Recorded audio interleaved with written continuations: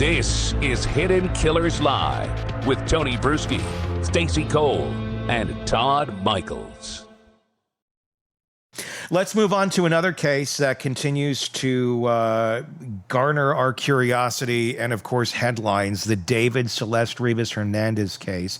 We now have multiple major outlets quoting law enforcement insiders saying investigators are looking at forensic indicators consistent with dismemberment, indicators consistent with freezing or refrigeration, and even the possibility that Celeste may have died months earlier than anyone even realized, and then the part nobody can wrap their head around.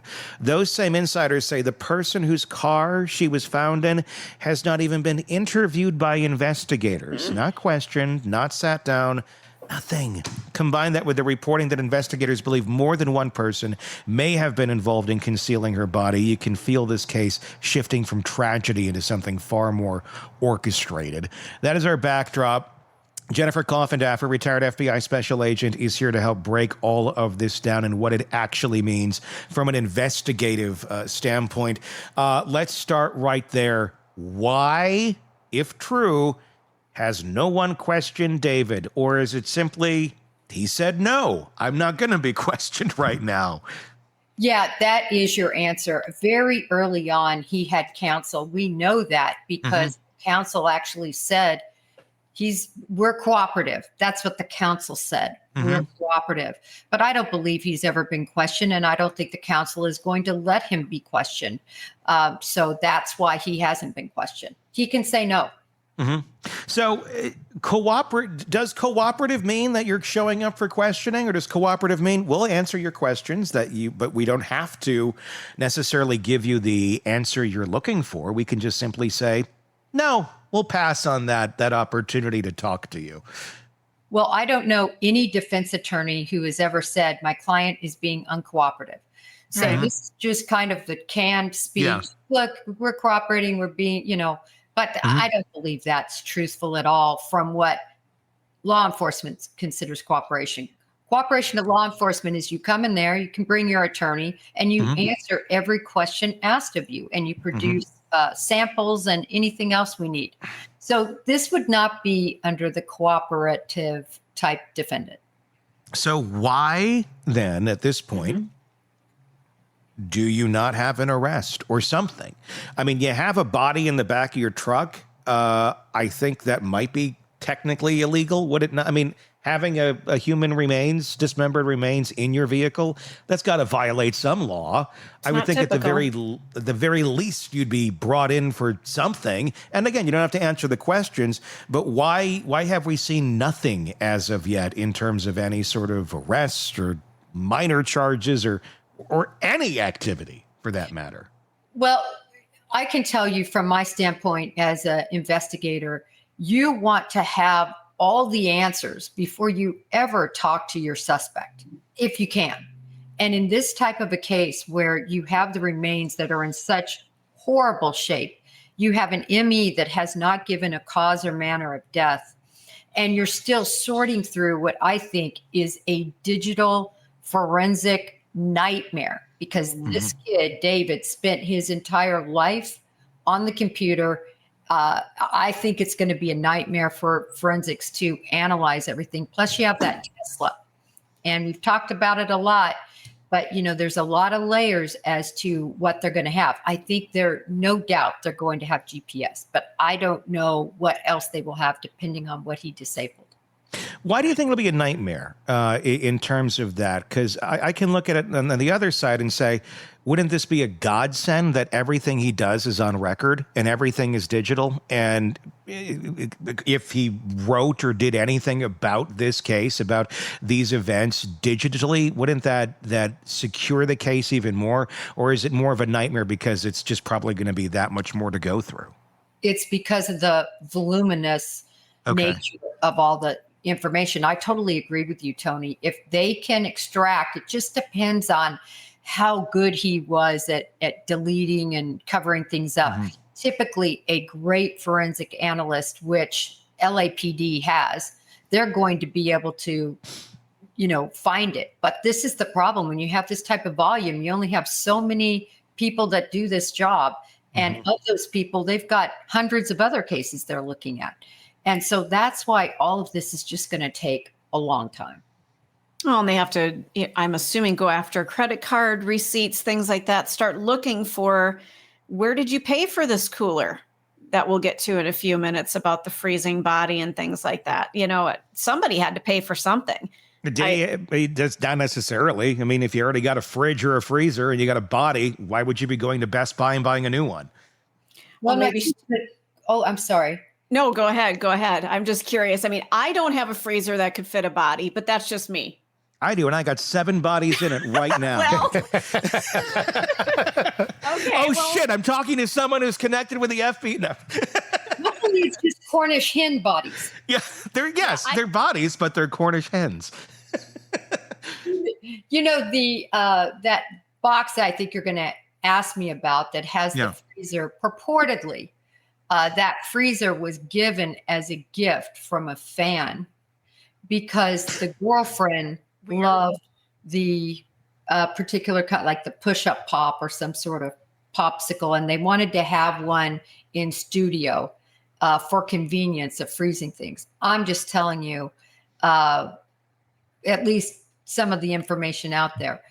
Also, if you consider the dismemberment piece, did they dismember so she could fit in a smaller space? Now, that big Sub-Zero they show that was at the house, I don't know. I mean, I didn't see them take it out of there like we saw in the Harmony Montgomery case. Mm-hmm. They literally took the refrigerator because the stepmom had said she was in there at one point. So they're looking for, cells or, any instances of blood that could have been on that shelving, even though it'd been for years later. The fact that they didn't take that Sub-Zero out to do, the analysis they would need to do, it just makes me think that they don't think that that's where the freezer that was used. Let me ask this: how common is it when the FBI is going in to do an investigation and they're raiding a home and they're looking for any sort of evidence of a crime, if there is a Sub-Zero freezer in there that could potentially have held a body at one point in time? How often is that one of those things where it's like, yep, we're testing that, like, regardless? It's just like standard protocol. Like, we're going to check for prints on doorknobs or something. Just like one of those, like, we're checking this no matter what. Or is that something that they're only going to look at if they have evidence that, in this case, as we're now learning, allegedly, that the body did show signs of basically being thawed? Absolutely. If you have any information that body was frozen, refrigerated in any way, you would take that Sub-Zero. But what if there's not? Are you looking, is it like a standard place to look to begin with? Well, it should be standard because drug dealers, people who have, everybody thinks the freezer is the perfect place. I don't know why. I don't know why I found so much dope in freezers, and the other place are toilet bowls. People are like, yeah, nobody's going to find it here, when that's kind of one of the first places we look. So I find that interesting. Actually, a very clever place where contraband was hidden, the most clever place, and this took 10 years for me to realize, and the next 10 years I always searched here when I searched, was in the gutters on top of the house, all inside plastic. Nobody looks on the roof for things. When search warrants are done, we look in the yard, we're pulling up floorboards, we're taking down drywall, and nobody goes up on the roof. I tell you, I learned my lesson, and I went up on the roof after that. But for getting a confession, I would have never known. And he admitted everything was up there. Wow. That's where you got to look at the squirrels in the yard and go, they're all high. Does this resemble Bobby and Whitney in the 90s? And you're like, there's a squirrel over there going like, we don't do crack. Crack is whack. And the squirrels are kind of like jittery and shit. And that's how you know what's going on. The cracked out squirrels. But that is a good place, I would think, to, how about air vents, I would think would probably be another obvious place. Is that the place that would always be checked as well, of people think that, we're going to put this in the vent and no one's going to look here? Yeah. Any place you think a kid would hide something, that's where. Okay. And kids always hide things where they think you're not going to look, like in a freezer, something you can't readily see. So It's pretty obvious. And of course, now this is what's interesting to me. I got to tell you, it's jumping off the page to me. Everybody's talking about this freezer situation, but nobody is asking the question, why in the hell freeze a body for months? Yeah. Why wouldn't you, where you dismembered it? Remember, they think she might have dismembered or been dismembered in a very rural, secluded place somewhere outside of Santa Barbara. That's what this new information is saying, right? Mm-hmm. Why wouldn't you just dispose of the body? So I just riddled myself that. And I'm just saying, and I have a list. The list is long and healthy of non-serial killers. One of them, I'll tell you, the butcher of Montreal, who Lin Jun was his victim, a Chinese international student. And, a lot of people enjoy doing things to the body once it's dead, and cannibalism. And I know nobody wants to hear that. You might think it's way over the top, but I'm telling you, it is not over the top. There is no reason to keep a frozen body. Plus, according to the new information, if we are to believe this, multiple cuts, cuts in those extremities. Why is that? Were they practice cuts? Did they not get it small enough? I've already showed that you can fit somebody in a frunk as long as their limbs are dismembered. Why would you have to decapitate somebody? You wouldn't, to fit in the space. Did they to fit in the freezer? If it's a normal freezer, yes, but not in a deep freeze. Yeah. Whoever did this, I mean, what is the reasoning for it, and why would you be doing those sort of things? None of it makes a whole lot of sense at all in this case. Are they any closer, do you think, to getting an idea of who may be involved in this, whether it is David, whether it's associates of his? It has to be somebody in the circle. There's somebody with access to this vehicle, without a doubt. But how close they were to him, we just don't know the answer to that question yet. Are they still just kind of letting people be people and watching their actions and seeing if some of those actions speak louder than words before swooping in? Is that what's going on right now? Well, I tell you what, according again to all of this information that's been broken, he's been named a suspect. So that happened several days ago. And then beyond that, the newest information is that there's more than one involved. But law enforcement knew there was more than one involved. Whenever you have a dismemberment like this by somebody who's not a career criminal, who's not used to chopping up bodies and to hide them, it would only make sense that he had help. Plus, this is somebody who doesn't even run his own places. His manager does it for him, or, take care of things. This is a millionaire who has a business to run from the standpoint of he's the talent and shows to do and things like that. He has minions that handle everything else. And so to me, it was always obvious, if indeed she was dismembered, he had help. Wow. The PI, and again, there have been things with this PI that have been inaccurate in other cases. So taking his claims with a grain of salt, but they are what they are.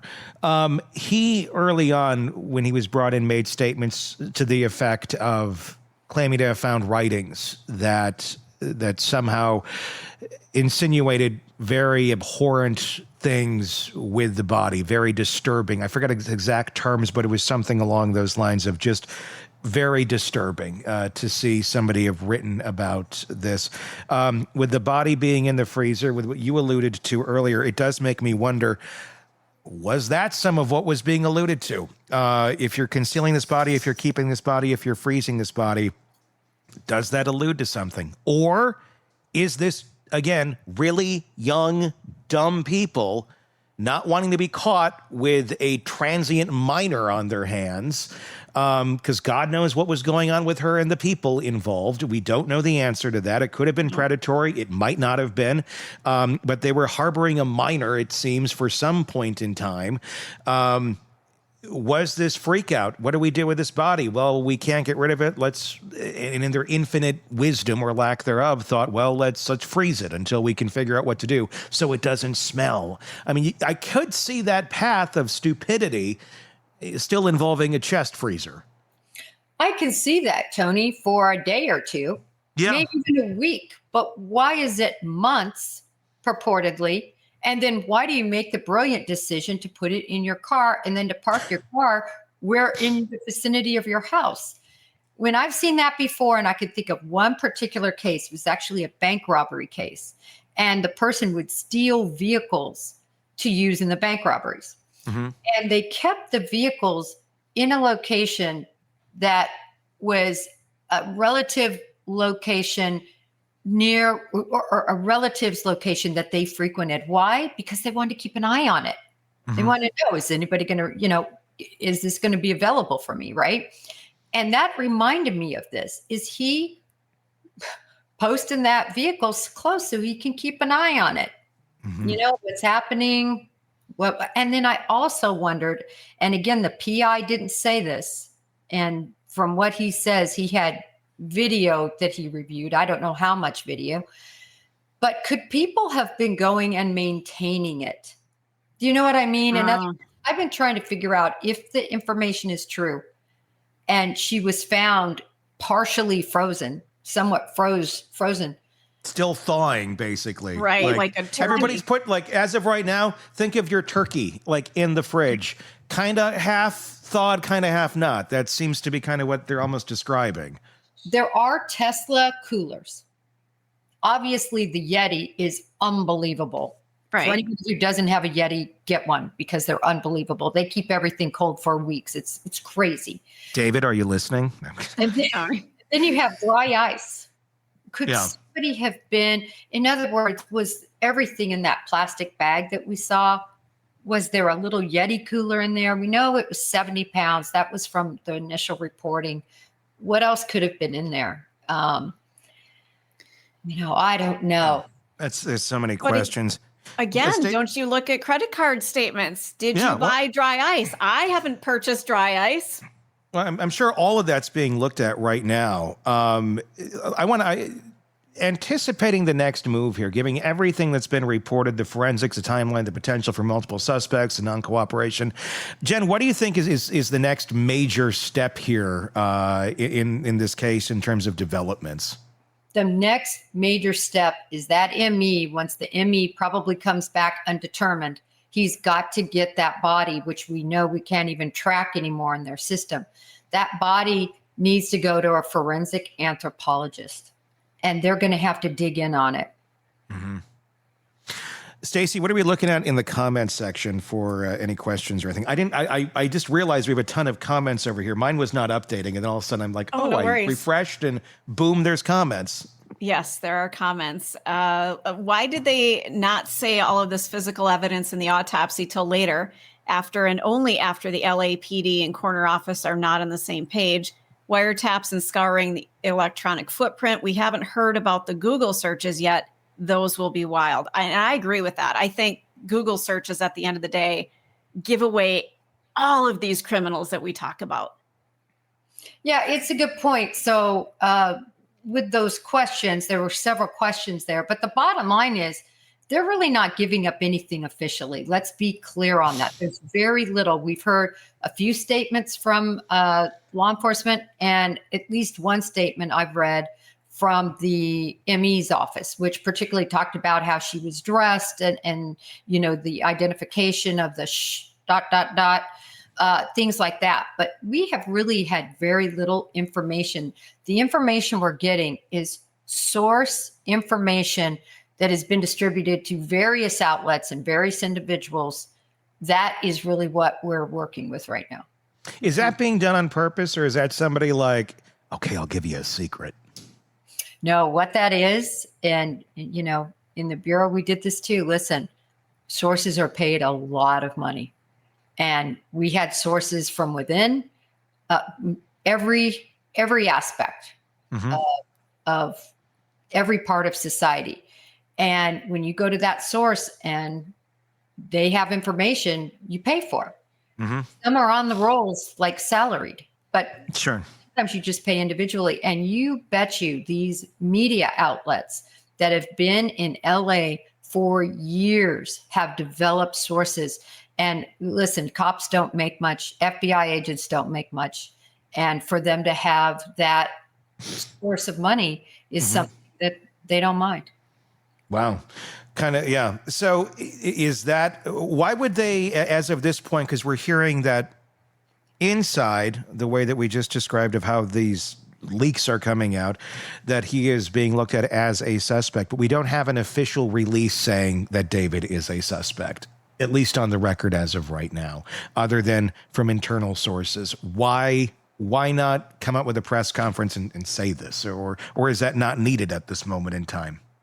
I don't think it's needed at this moment in time. And I got to tell you, they really need to be balancing having somebody capable, or maybe two people capable, of dismembering and beheading a body that's out in the public right now, not arrested.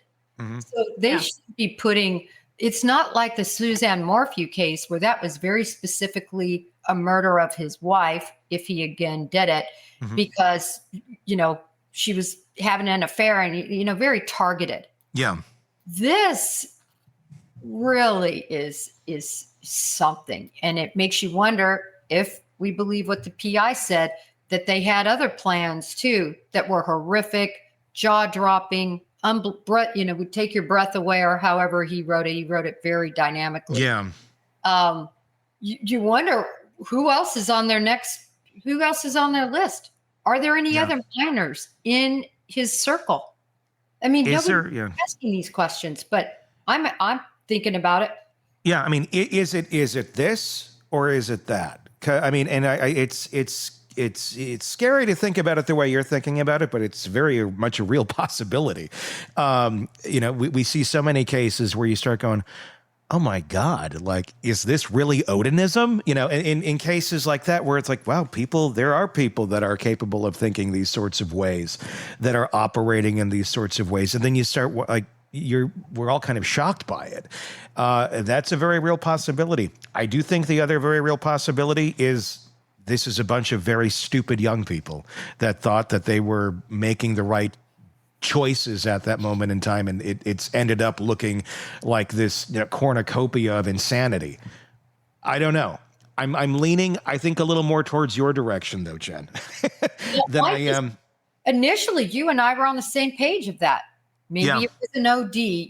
If this did happen New Year's, again, if we can believe the PI who says he bought leased a new Tesla February 1, and the last photos of her were seen, I believe, in February as well. We're all around the end of January, beginning of February. If all of that is true, look at how long she could have been deceased.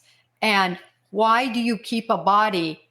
She wasn't discovered till September 9th. I believe it was. And all of the movements and all of the actions and all the purchases and every single piece of digital data between her death and up to today, and every day that goes on until someone is actually charged, need to be looked at with a fine-tooth comb, because there will be little tells likely in there from whoever did this. There's going to be actions that were taken after the fact to help conceal this, to help keep people's eyes away from this. There will be things that may not look like anything to the naked eye, but in that context are certainly going to be very telling for whoever is behind this, considering they were able to go almost a year, like 3/4 of a year, without anybody realizing there's a missing dead person in their orbit.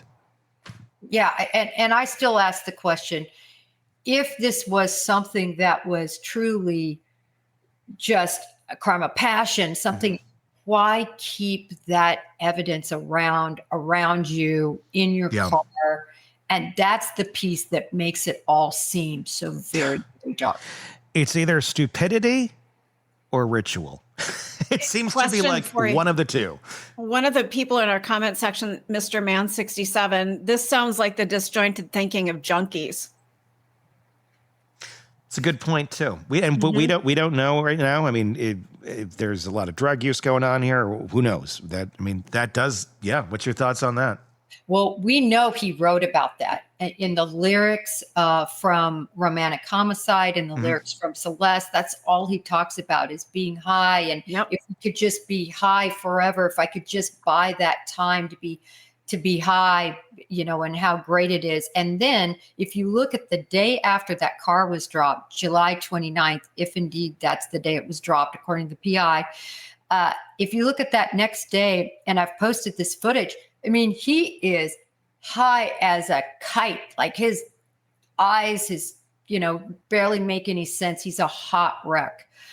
So I very much believe there was drug use. And we don't know whether it was just, a little weed or weed with something else in it or far beyond. I don't know what type of weed that is. That's making you think this shit's a good idea. That's some. It's not the stuff that helps you sleep. Let me tell you that. It ain't what I'm doing. Weed with LSD, I don't know. But I've got to tell you the newest information, if we believe it. This is dark and ugly. Feels like it.